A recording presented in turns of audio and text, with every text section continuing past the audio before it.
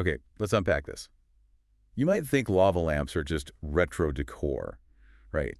A fun piece of nostalgia. Yeah, totally. Like something from the 70s, maybe your dorm room. Exactly. A symbol of, I don't know, a chill vibe. But what if I told you they play this, like, crucial, unsung role Oh, go on. in protecting the very backbone of the internet? Seriously. Yeah. And now they're inspiring this unique form of digital art on the blockchain. Okay, now you've got my attention. Lava lamps and blockchain. That's unexpected. Right. Sounds like something straight out of a cyberpunk novel. So today, we're taking a deep dive into something I find truly fascinating. The Bitcoin Lava Lamps Wall of Entropy collection. Wall of entropy. Our mission here is to sort of uncover this surprising connection, classic analog lamps and modern internet security. And then how that sparked an art collection. Precisely. And explore what it all means for, like, the future of art, provenance, that verifiable history in the digital age. Provenance is huge in digital art, so this sounds really interesting. It's a journey from physical unpredictability to immutable digital legacy, a blend of retro futurism. You want to stick around for this. Definitely. So when we talk internet security, what comes to mind? Like secure data centers? Biometric scanners? Yeah.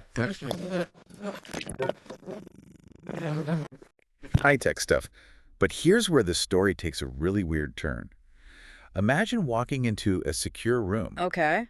not filled with servers, but with an entire wall of lava lamps, just bubbling away. A wall of lava lamps in a secure facility. Yep, all shifting in their own hypnotic rhythm. It just doesn't compute with high-tech security, does it? Not at all. It sounds almost decorative, not functional. So what's actually going on? Why lava lamps? That's the million-dollar question. Yeah. Why are companies investing in, well, analog decor for digital defense? It's actually an ingenious solution when you dig into it. Companies like Cloudflare, the huge internet security and infrastructure company. Yeah, I know Cloudflare. And even Silicon Graphics back in the day, a pioneer, they actually use or have used physical walls of these analog lava lamps. Seriously, physical walls. Yes, set up in secure, controlled environments.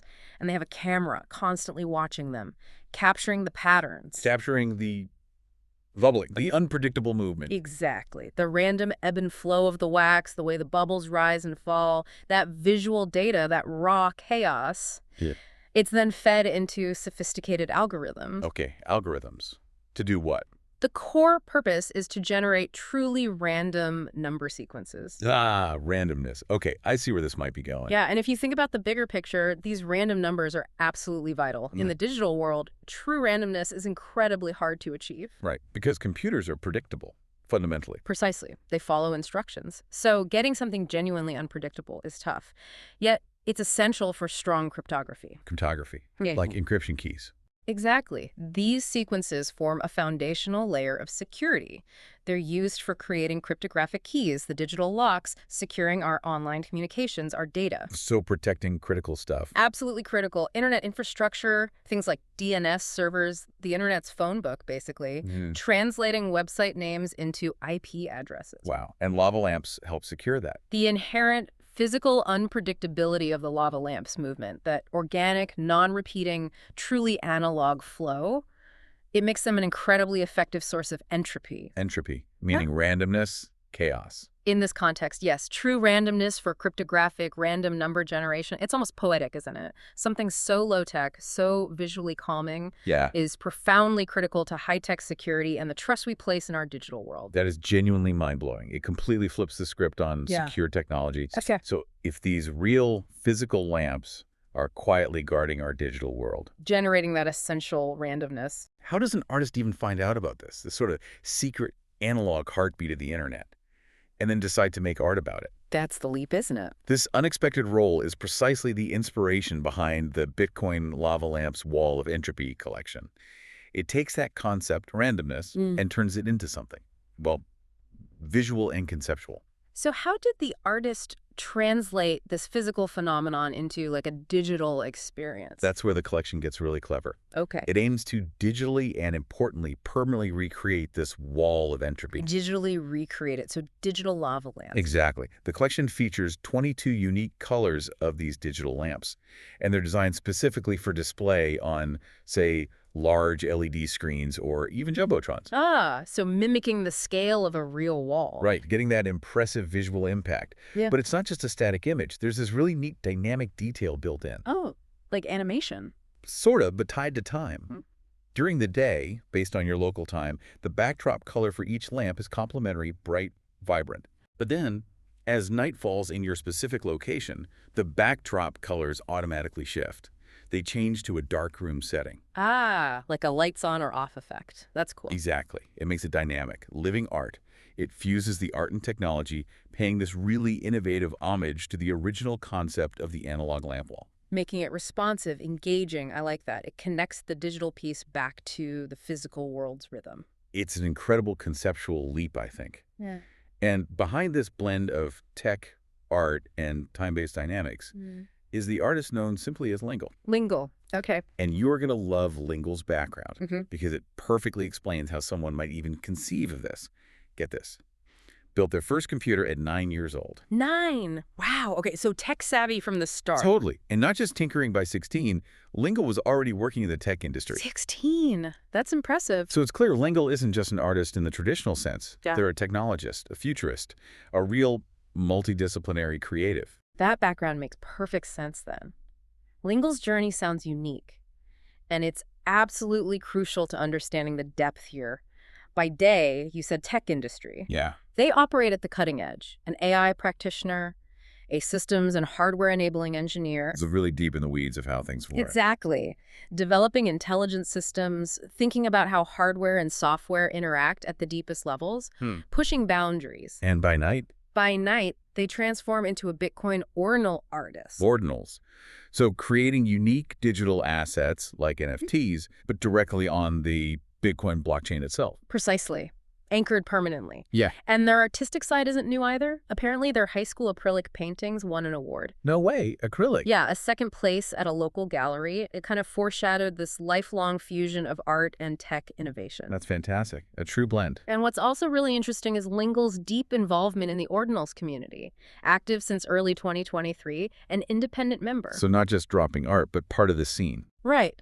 And notably, Lingle inscribed the first on-chain game emulators, Ordni S and Ordbor. Emulators. On the blockchain, like playing old Nintendo games. Effectively, yes. Preserving them immutably. It wasn't just a technical stunt. It showed this passion for combining tech, creativity, and importantly, preserving digital history.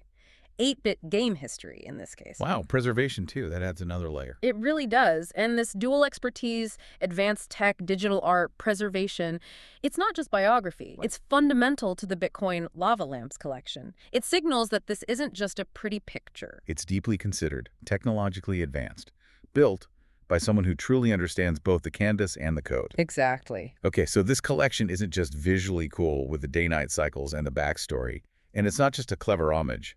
You're saying it's also a technical marvel on the blockchain itself. It really is, especially in how it handles provenance. Right, provenance. Yeah. That verifiable history. Crucial for any art, especially digital. How do you prove this specific digital file is the original, authentic one? And how do you trace its history, its ownership, reliably? Exactly. So you said Lingle pioneered something new here. How did they manage to create such a robust history for digital art on Bitcoin? This is where Lingle's ingenuity really comes into play, and it's, frankly, a potential game changer for digital art provenance, especially for early works. Okay, I'm intrigued. What did they do? The process and lineage, as they call it, involves an on-chain mass multi-parent lineage and provenance. Whoa, okay, break that down. Mass multi-parent lineage. Think of it like a complex digital family tree, but instead of just one parent, new artworks, the grandchildren inscriptions in this collection can trace their origins back to multiple foundational artworks. Multiple parents. How does that work on chain? And it's all recorded permanently, immutably on the Bitcoin blockchain. It wasn't simple. It connects these grandchildren, the individual art pieces, back to a very early, significant Bitcoin ordinal. Inscription, #152930. #152930. Is that well known? It's sometimes called the World Peace Ordinal. It acts as a sort of foundational grandparent for this entire collection. A grandparent inscription. Okay. But it also incorporates the 45-plus original Bitcoin lava lamp inscriptions Lingle made earlier. And this is key, what Lingle calls delegate godfathers. Delegate godfathers. What are those? It's a really clever concept.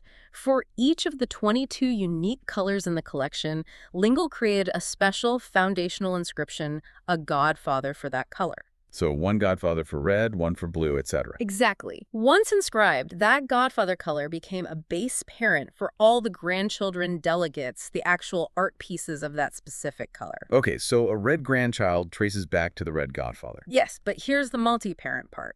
To create the grandchildren, Lingle included every previous color delegate godfather and all the original lava lamp inscriptions as multiple parents. All of them. For each grandchild, that sounds complex. It is. It's a unique approach. Lingle calls it a reverse provenance technique using the multi-parent feature. And this was absolutely essential. Why? Because many of those early lava lamp inscriptions were created before the standard parent-child feature support even existed in ordinals.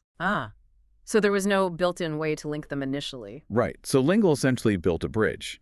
This technique links all those early, previously disconnected lava lamp inscriptions together with this new family of grandchildren. It establishes an on-chain relationship, a verifiable lineage that just didn't exist automatically before. That's incredible. It's like retroactively creating a family tree for digital objects that didn't have one. Precisely. It's foundational work. Creating a digital birth certificate that validates the history even when the underlying tech wasn't fully ready at the time of creation. It sets a potential new standard for digital legacy. Especially for older digital assets. Exactly. And this might genuinely be the first ordinal collection to use so many multiple parents to weave together such a detailed retroactive lineage. That many pieces total. The whole collection has 1,750 items, structured like grandparent, #1520930, parent, the 22 godfathers, grandchildren delegate leaf inscriptions, the 1,750 pieces. And those godfathers, are they for sale? No, that's important. The 22 godfather colors are foundational pillars, not for sale. Only the grandchildren will be available for minting. Got it. Wow, that's a feat of digital engineering and real foresight, creating history itself on the chain. It makes you think differently about ownership and history in the digital realm, doesn't it? It really does. But okay, beyond the cool visuals, the clever backstory, the groundbreaking tech, you mentioned there's even more, a deeper message. Yes, almost a manifesto embedded within the art itself. How? Lingle included a fascinating poem, long form, inscribed directly within the collection's source code. A poem in the code, like an Easter egg. Sort of, but more profound, an artwork within the artwork. And it tackles some big ideas. Okay, so what does this hidden message, this poem, tell us about the bigger picture, beyond just lava lamps and Bitcoin? What's really compelling is that it explores themes directly tied to the core ideas of blockchain itself. Decentralization, trust, the secure preservation of art and data. So it connects the artwork back to the philosophy of the technology it's built on. Very much so. It talks about a seamless bridge of trust and speed within a decentralized network, pure and true, where transactions or art travel securely on the blockchain without needing traditional gatekeepers. Trust and speed, key blockchain promises. Right, and it specifically highlights segregated witness, or SegWit. SegWit, that Bitcoin upgrade. Yes. The poem describes it not as a trick, but as an ingenious architectural improvement, separating data to make the network more efficient, more scalable. Okay, a technical point in the poem. But framed poetically, it creates this space where, the poem says, the future of data is born, and where art, both digital and raw, is locked away, never to be drawn. Locked away, never to be drawn, meaning immutable, permanent. Exactly. That speaks powerfully to the idea of immutability. Once it's on the blockchain, it's there forever. Resistant to change, censorship, giving art a new kind of permanence. A permanence beyond physical degradation. The poem emphasizes this collision of speed and security in this segregated space, positioning it as the future of art etched in stone, a digital claim.